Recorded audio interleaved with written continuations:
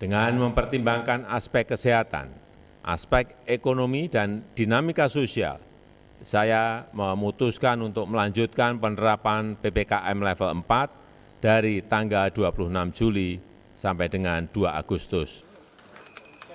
3 indikator dipakai sebagai pertimbangan pemerintah memutuskan untuk memperpanjang penerapan PPKM level 4 sampai 2 Agustus mendatang.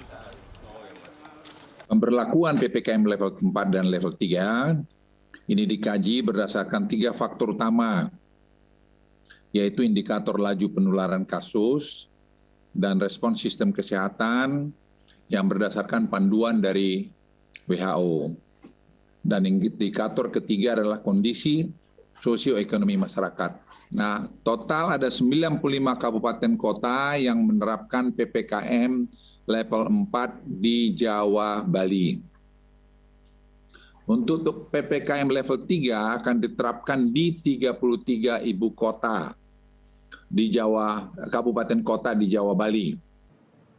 Tak hanya di Jawa, Bali, PPKM level 4 di luar Jawa, Bali juga terus berlanjut.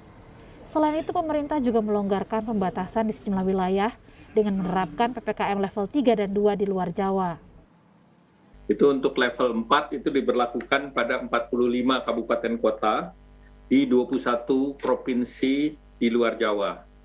Kemudian untuk di level 3 ini akan diterapkan di 276 kabupaten kota di 21 provinsi di luar Jawa, Bali, dan PPKM level 2 akan diterapkan di 65 kabupaten kota di 17 provinsi di luar Jawa, Bali. Namun ada yang berbeda di dalam penerapan PPKM level 4 yang diperpanjang hingga 2 Agustus ini. Sejumlah pengaturan kegiatan masyarakat teknisnya akan diserahkan kepada daerah agar perekonomian bisa berjalan. Pemerintah juga akan memberikan berbagai paket bantuan, mulai dari bahan pokok, bantuan tunai, bantuan usaha mikro hingga diskon listrik dan kuota internet untuk meringankan beban masyarakat akibat pandemi. Kita akan melakukan beberapa penyesuaian terkait aktivitas dan mobilitas masyarakat yang dilakukan secara bertahap dengan pelaksanaan yang ekstra hati-hati sebagai berikut. Pasar rakyat yang menjual sembako sehari-hari diperbolehkan untuk buka seperti biasa dengan protokol kesehatan yang ketat. Dan pasar rakyat yang menjual selain kebutuhan pokok sehari-hari bisa buka dengan kapasitas maksimum 50% sampai dengan pukul 15, di mana pengaturan lebih lanjut dilakukan oleh Pemda.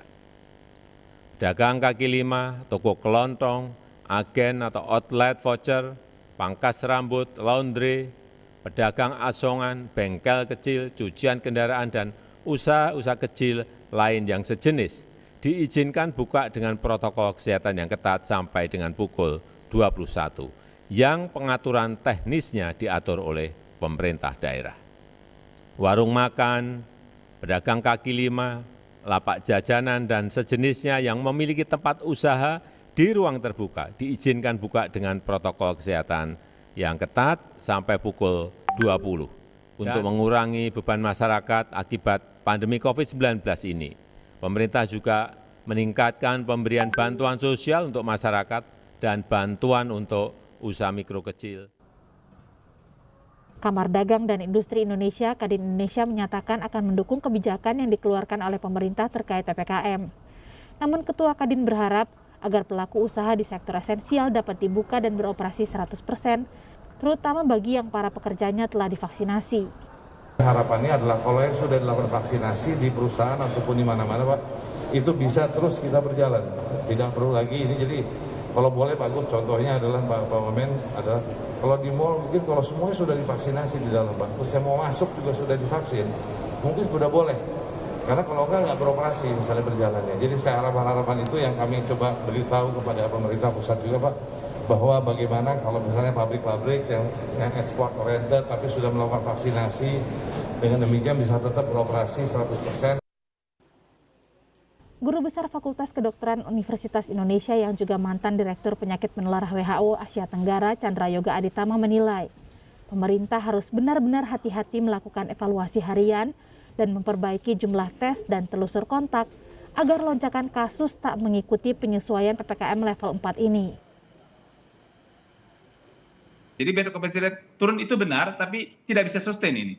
Apalagi tenaga kesehatan juga tidak terlalu jelas dari mana pertambahannya. Kalau positivity rate, kalau kita lihat data nasional sih, angkanya belum turun kalau data nasional. Kita lihat pada waktu awal PPKM darurat ini, pada tanggal 3 Juli, angkanya 20 sekian persen. Sekarang 30%, jadi angkanya tidak turun. Dan mau 20%, mau 30% itu jauh di atas kewajaran. Saya nggak mau pakai kriteria WHO yang 5% itu rendah sekali, tapi negara tetangga pun tidak seperti itu. Jadi kalau angka positivity rate jelas masih tinggi. Berpikir pasti akan dilakukan evaluasi sangat ketat, dan usul saya sih evaluasi sangat ketat paling tidak pada 5 hal hari per hari.